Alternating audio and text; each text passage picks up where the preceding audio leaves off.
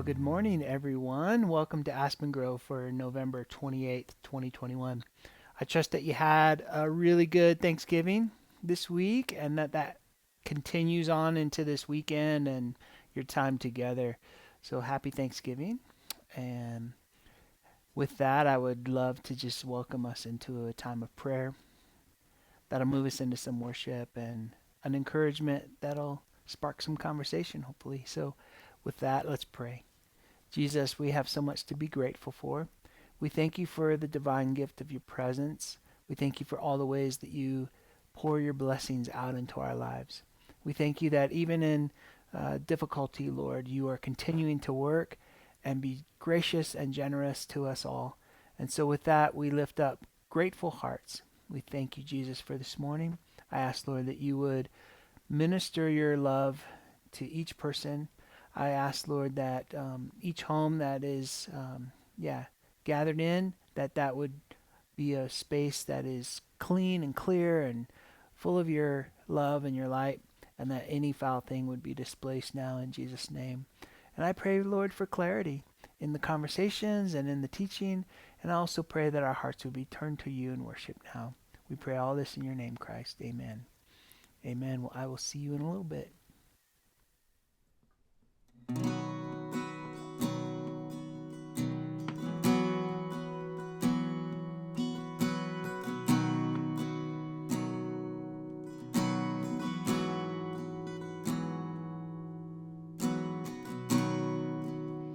Your love is devoted, like a ring of solid gold, like a vow that is tested, covenant of old. Your love is enduring through the winter rain and beyond the horizon. Mercy for today. Faithful you have been, faithful you will be. You pledge yourself to me, and that's why I sing. Your praise will ever be on my lips, ever be on my lips. Your praise will ever be on my lips, ever be on my lips. Your praise will ever be on my lips, ever be on my lips. Your praise will ever be on my lips, ever be on my lips. Your father, the orphan, your kindness makes us whole. You shoulder our weakness, your strength becomes our own, making me like you, clothing me in white, bringing beauty from ashes. You will have your bride, free of all her guilt, rid of all her shame, and known by her true name. And that's why I sing. Your praise will ever be on my lips, ever be on my lips. Your praise will ever be on my lips, ever be on my lips. Your praise will ever be on my lips, ever be on my lips. Your praise will ever be on my lips, ever be on my lips.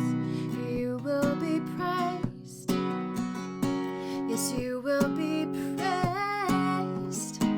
With angels and saints we sing, worthy are you, Lord. You will be praised, yes, you will be praised.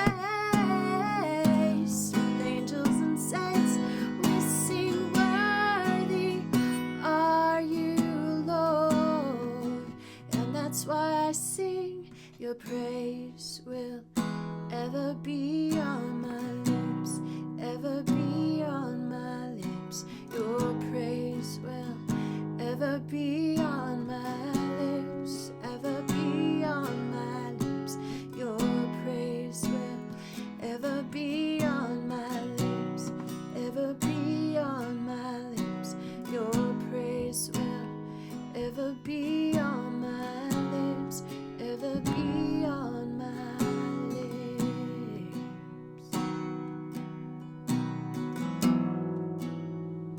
Ever be on my lips.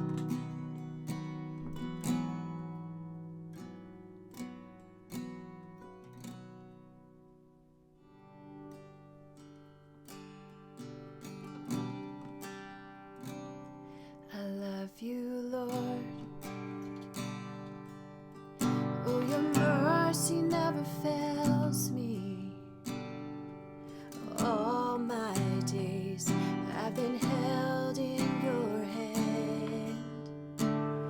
From the moment that I wake up until I lay my head, I will sing of the goodness of God.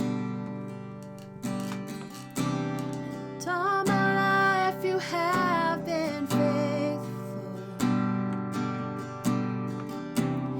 All my life you have been so, so good.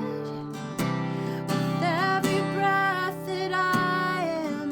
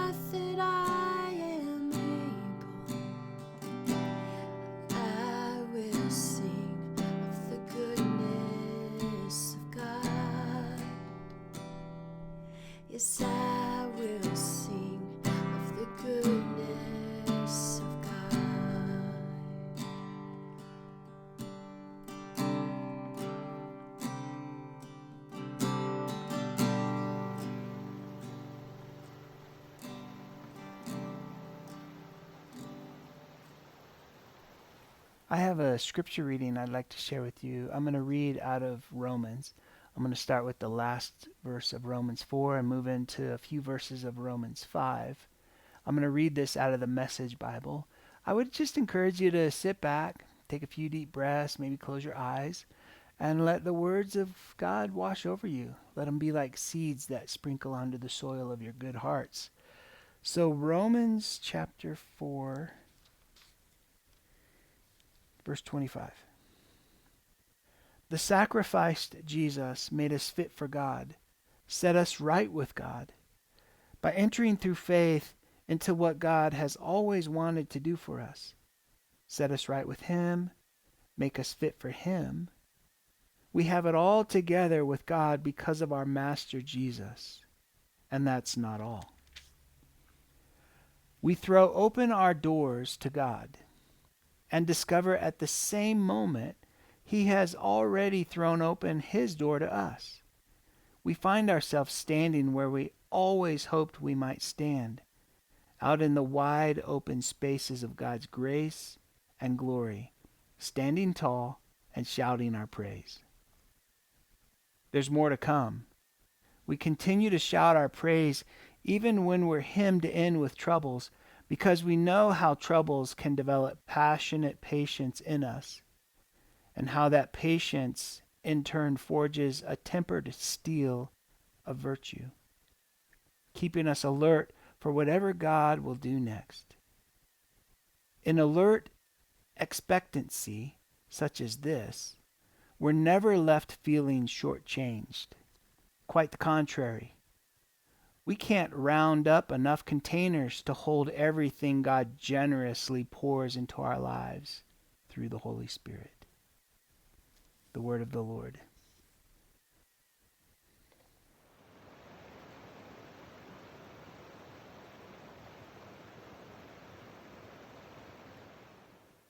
Okay, well, let's jump right into it here.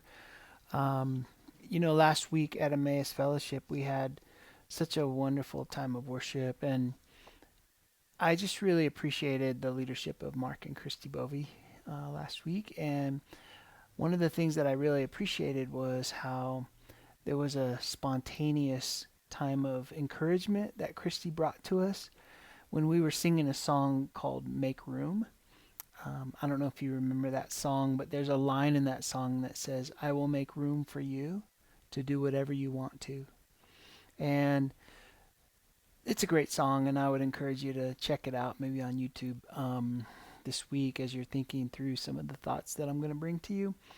One of the things that Christy shared with us was that while she was preparing for worship, she felt like the Father had actually turned the tables on her with that song, and that He was actually singing those words over us.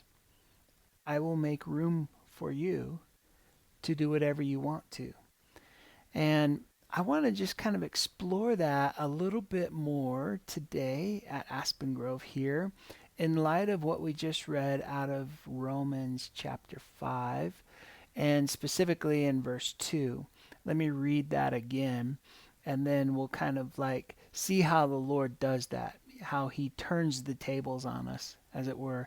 We initiate some sort of like offering to Him, and then we realize that He in turn has been bringing that offering to us. So this is Romans 5:2 again. It says, we throw open our doors to God and discover at the same moment that He has already thrown open His door to us. And we find ourselves standing where we always hoped we might stand, out in wide open spaces of God's grace and glory, standing tall and shouting our praises. Now, listen to that and this phrase, I will make room for you. Can you hear God saying, I am making room for you? I love how it says it here, that we find ourselves standing in wide open spaces, the wide open spaces of God's grace and glory. And we stand tall in that space. So I wanted to actually talk about that a little bit. And I wanted to just briefly contrast it with what I shared last week at Emmaus related to shame and how shame really drives us into hiding. And hiding is the opposite of wide open spaces, right? It is small, confined spaces. And so we felt like there was kind of like two sides of the coin that God was wanting to help us become more aware of how shame is influencing us, the narrative of shame, and that attendant of shame that follows us around and tries to convince us and orients us towards these small places where we have now just this encouragement of the narrative of hope that would lead us into wide open spaces with God. And so I wanted to talk a little bit about that, what it means to be in wide open spaces with God, and what it means for God to say, you can do whatever you want to. That concept might be kind of foreign to some of us, and it might throw us back a little bit. So we're going to explore that just a touch here. You know, God is making room for you, and He's making room for us to stand really in the space of His grace and His glory. Listen to Psalm 118:5. So the psalmist is saying, I was pushed to the wall. I called out to God, and from wide open spaces He answered. And then Psalm 119:45. God, as I looked for your truth and your wisdom, I will strive freely in the wide open spaces. And so, what does it mean for us to be in wide open spaces? What does it mean for God to invite us into those places? Well, it means no limits, really. It means freedom to dream. It means inspired creativity, living purposefully. It means finding new courage to take risks. It means experiencing and receiving God's generosity. It means expressing generosity. It means finding hope for God's provision and hope for a good outcome. Wide open spaces with God is communion with God. It's and also fellowship with other people. And so when we read this, you know, Romans 5:2, in a nutshell, it's God's grace and His glory. That's what it means to be in God's wide open spaces. And so, can you hear God say it? Can you hear the Father say, I will make room for you? I will make room for you. Even if you feel hemmed in, even if you feel pushed up against the wall, God is wanting to invite us all into more broad and open spaces with Him. And so, how do we enter into those wide open spaces with God? I mean, what are some things that we can practically do that help usher us in to more wide open spaces?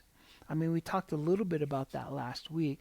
What can we do to, I guess, deal with the effects of shame in our life? And one of the things that we talked about was just growing more and more aware of when shame and the narrative of shame is trying to influence us. And then we take our example from Jesus, who in Hebrews 12 it was said that he endured the cross because he had joy set before him, and that joy was intimate relationship with you and I. And so with that joy set before him, he endured the cross, scorning or despising its shame. And so as we take up our cross daily, part of the taking up the cross of Christ daily is not only denying ourselves, but also learning how to scorn shame, how to despise shame, and how to like live in such a way that shame no longer has influence over our lives, but we are shame resilient, as Brene Brown puts it. And so I think there's a couple ways that we can do that more practically. And one of those things is if shame drives us into hiding, if shame drives us into very small places, then one of the things that we can be doing is we can be purposing in our hearts, like choosing to allow ourselves to lean more and more into connectedness with others, and specifically more and more vulnerable connections with others.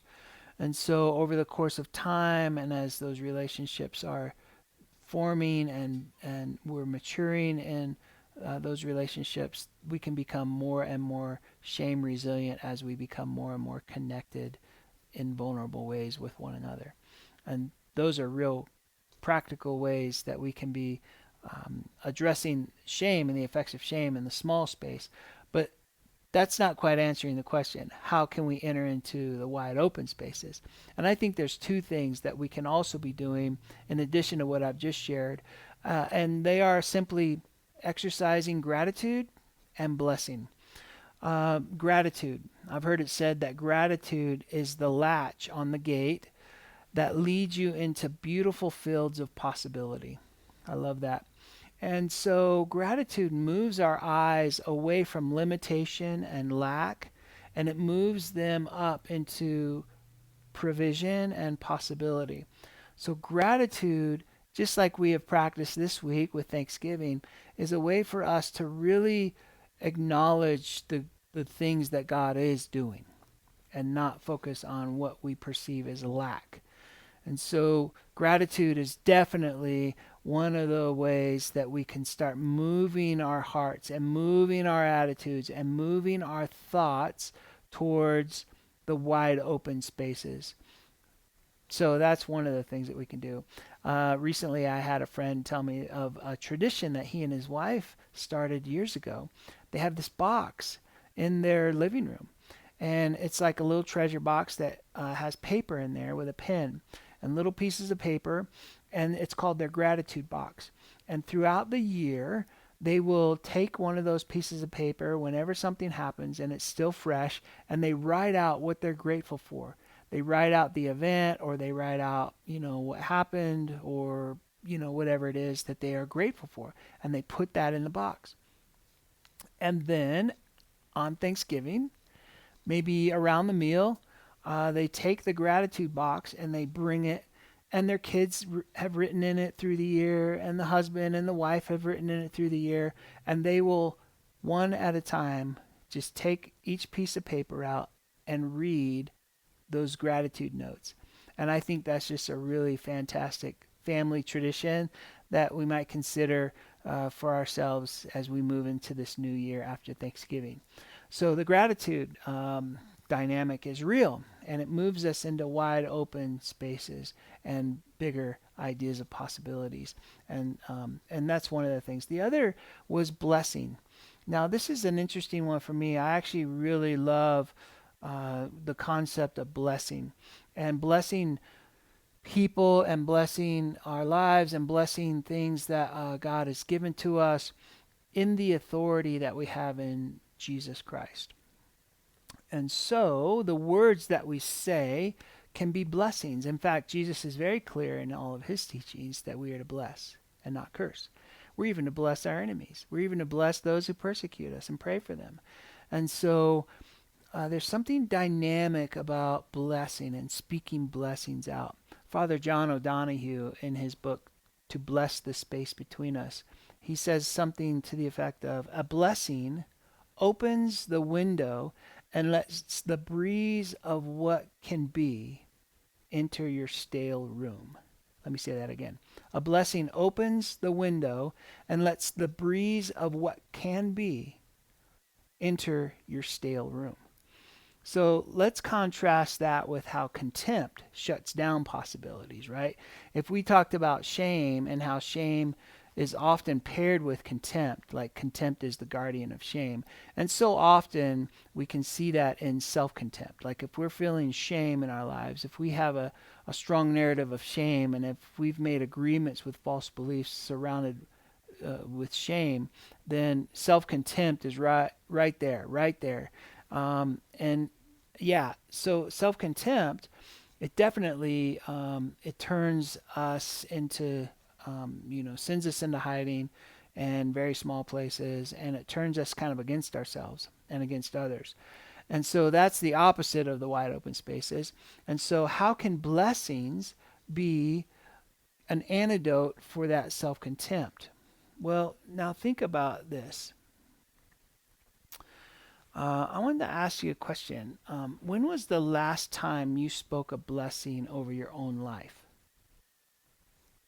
Think about how finding new kindness towards your own life your own story, begins to invite you into more wide open spaces.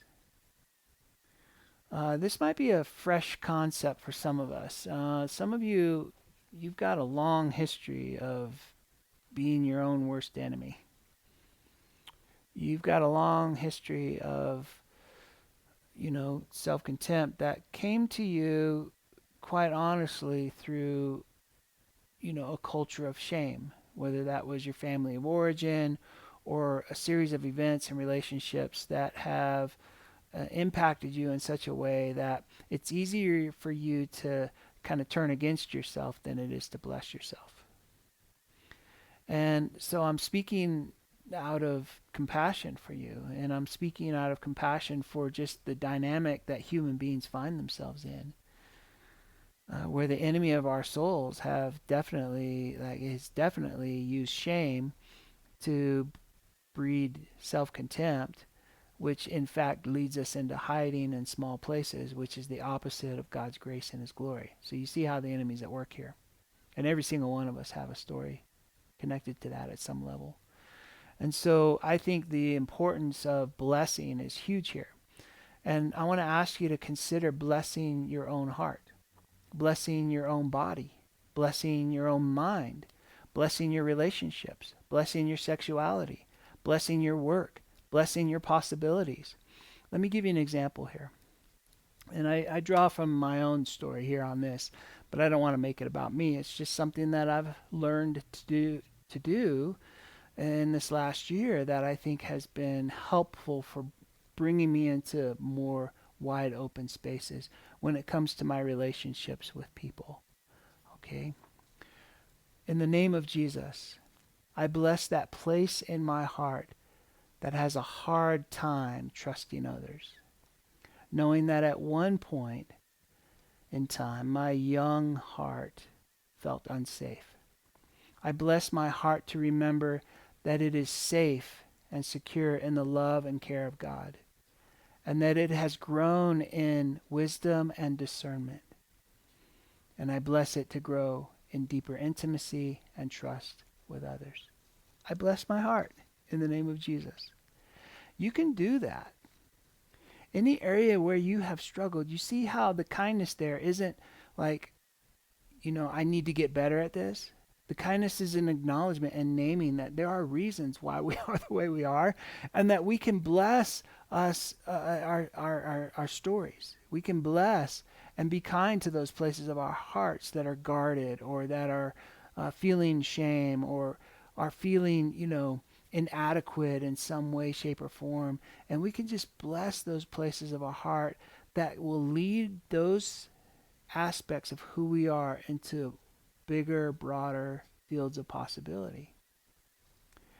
So that's where gratitude and blessing can come in and really help us enter into God's grace and His glory in these wide open spaces. All right? Now, let me just take a few moments here and let's consider the second part of this encouragement. How do you feel about God telling you that He will make room for you and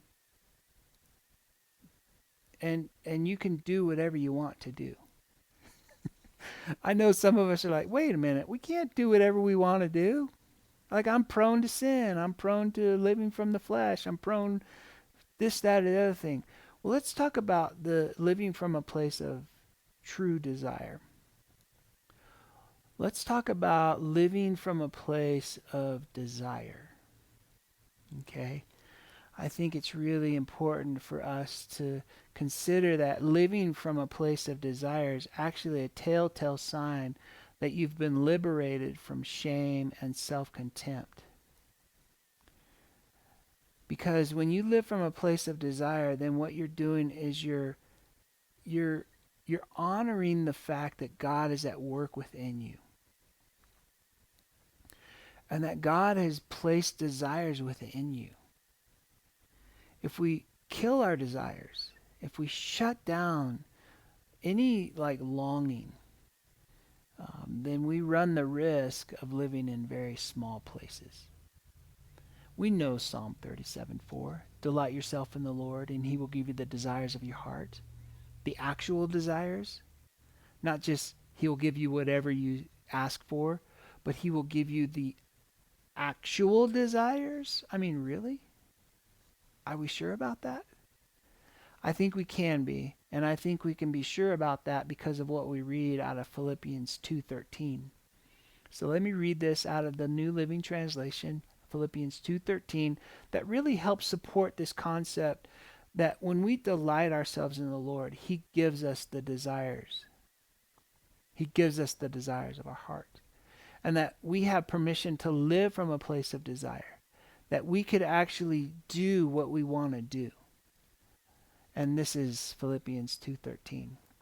God is working in you, giving you the desire and the power to do what pleases him. There it is. I'm going to read it out of the Amplified Bible. For it is not your strength, but it is God who is effectively at work in you, both to will and to work, that is, to strengthen and energize and create in you the longing and the ability to fulfill your purpose for his good pleasure. I will make room for you to do whatever you want to. We can sing that to God. Yes, we want to make room for you, God, to do whatever you want to do in our lives. And we want to receive the message from you loud and clear that you are making room for us and you have made wide open spaces for us to enter into these broad, beautiful fields of possibility. And that in these broad spaces, God, as we delight in you, you give us the desires of our heart. You are at work within us to both will and to do your good pleasure through our lives. And so let's enter into that wide open space with gratitude, with blessing, acknowledging that God is inviting us to live from a place of desire as we delight ourselves in him. So with that, I'll leave you and we'll be back in a moment with some prompts. God bless.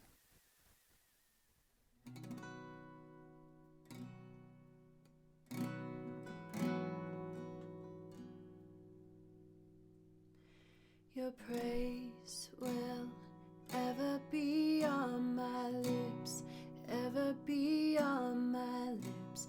Your praise will ever be on my lips, ever be on my lips. Your praise will ever be on my lips, ever be on my lips. Your praise will ever be on my lips, ever be on my lips.